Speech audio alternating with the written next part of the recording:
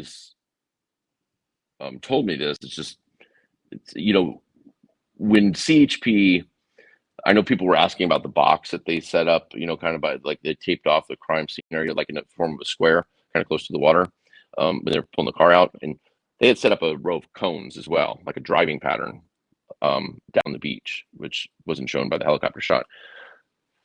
So it was clear that, and they were doing very specific measurements.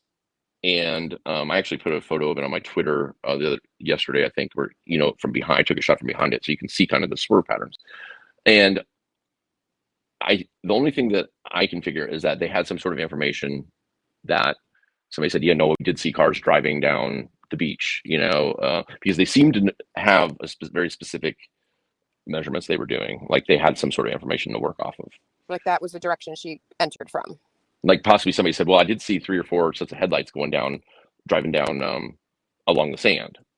And so I looked at the water levels.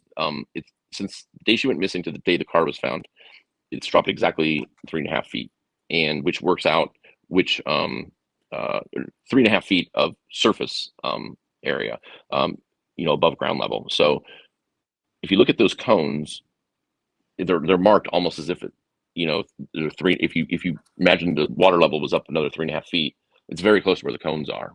So it looks like they think to me, it looks like they think possibly she was driving along the water, and then that square that they set up where they taped off, I think is what they think is like an inflection point where the car started to roll, possibly.